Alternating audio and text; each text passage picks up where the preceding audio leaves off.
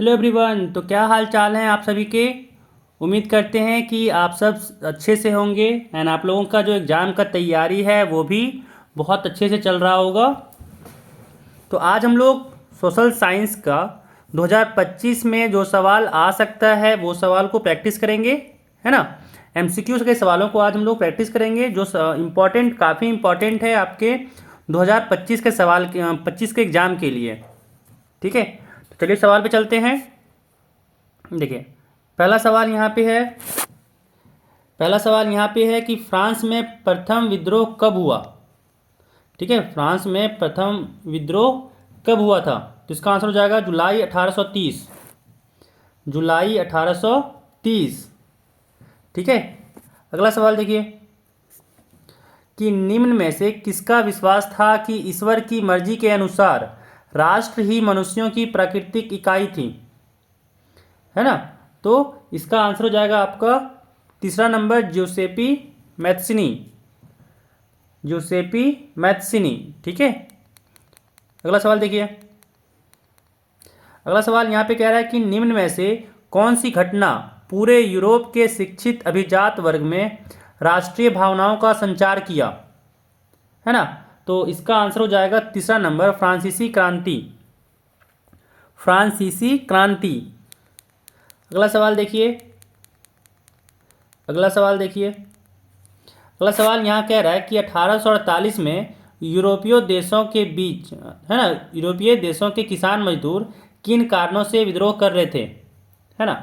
तो ये भुखमरी भी हो, गरीबी भी होगा, बेरोजगारी भी होगा और भुखमरी भी होगा, है ना। तीनों यहाँ पे होगा, इसीलिए ऑप्शन यहाँ पे 4 हो जाएगा सही। इनमें से सभी सारे सही हैं। ठीक है, अगला सवाल देखिए।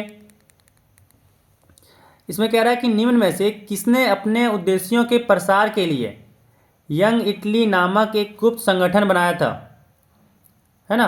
तो इसका आंसर हो जाएगा आपका ज्यूसेपे मैथ्सिनी। दूसरा नंबर, ज्यूसेपे मैथ्सिनी।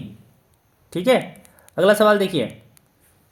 अगला कह रहा है कि प्रथम विश्व युद्ध में रक्षा व्यय में भारी इजाफा होने के कारण खर्चे की भरपाई के लिए निम्न में से क्या किया गया, है ना। निम्न में से क्या किया गया।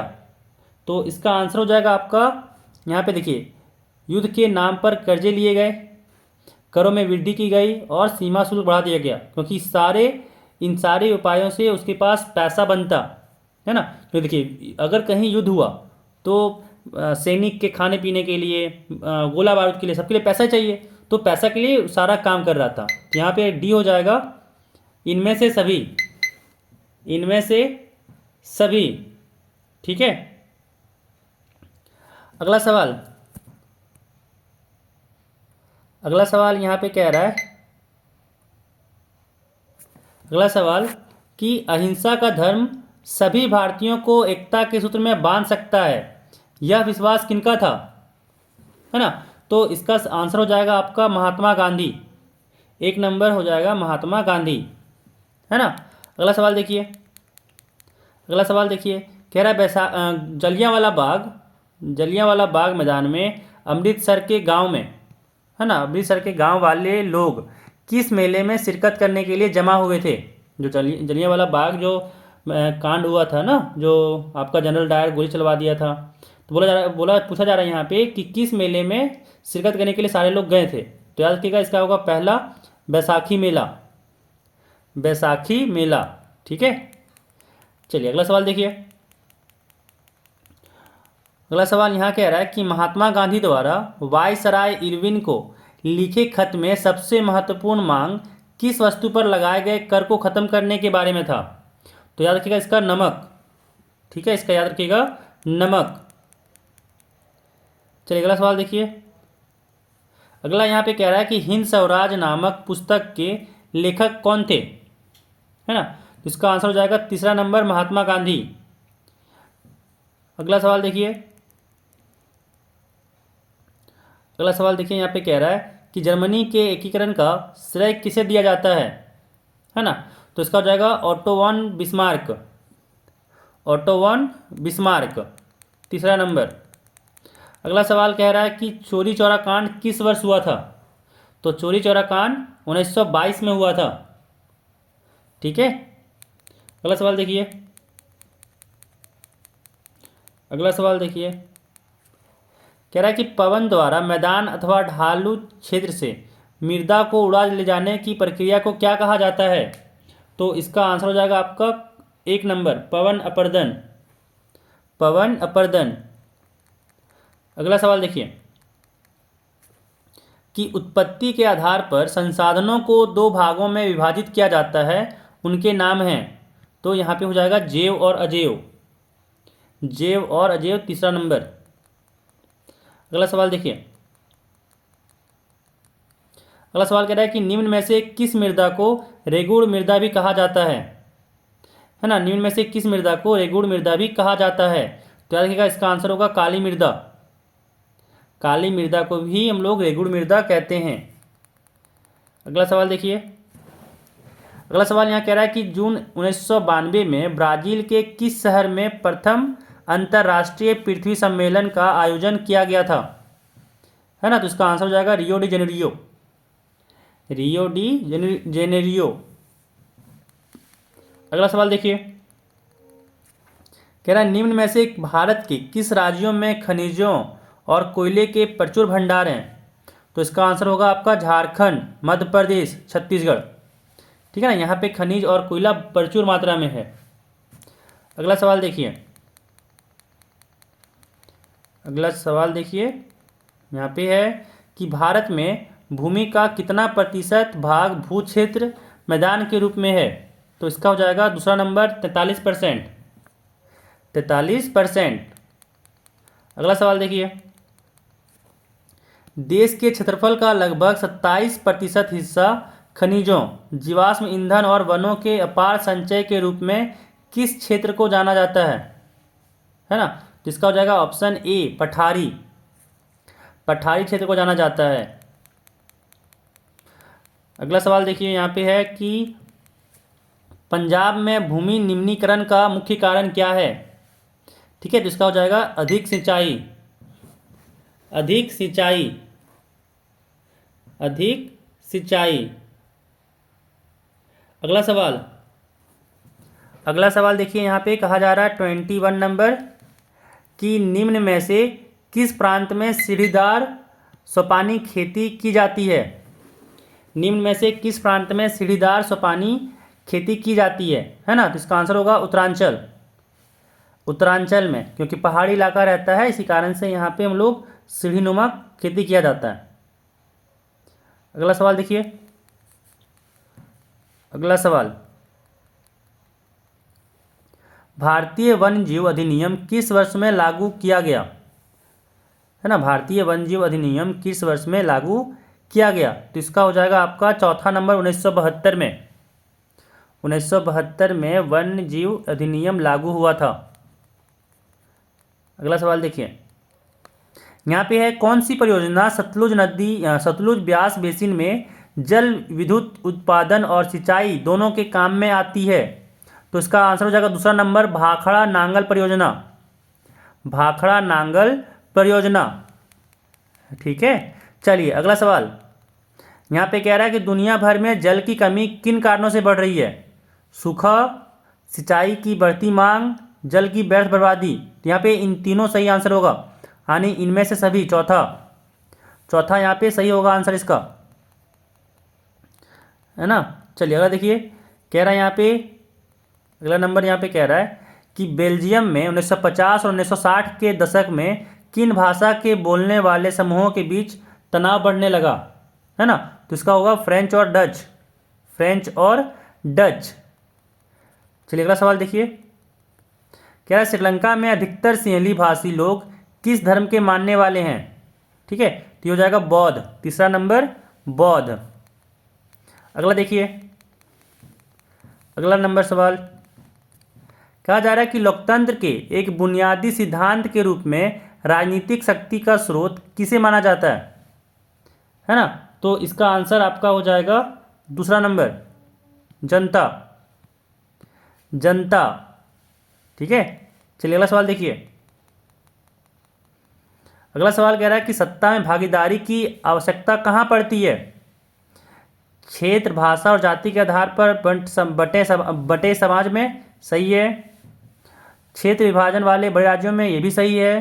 प्रत्येक लोकतांत्रिक राज्य में, ये भी सही है। यानी यहाँ पे हो जाएगा चौथा नंबर, इनमें से सभी, इनमें से सभी। अगला सवाल देखिए, अगला सवाल देखिए, यहाँ पे पूछ रहा है कि निम्न में से किस प्रकार का टकराव आगे बढ़कर अक्सर हिंसा और राजनीतिक अस्थिरता का रूप ले लेता है ना। तो इसका आंसर होगा दूसरा नंबर, सामाजिक। सामाजिक हिंसा नहीं होना चाहिए, ठीक है ना, क्योंकि देखिए समाज लड़ेगा तो वहाँ पे हिंसा आपका जो भी है राजनीतिक अस्थिरता लाता ही है ना। लोकतांत्रिक होता है तो भाई देखिए दो नेता लड़ता है आपस में, फिर मिलता भी तुरंत ही है। सामाजिक वाला ही ज़्यादा बड़ा रूप ले लेता है ना।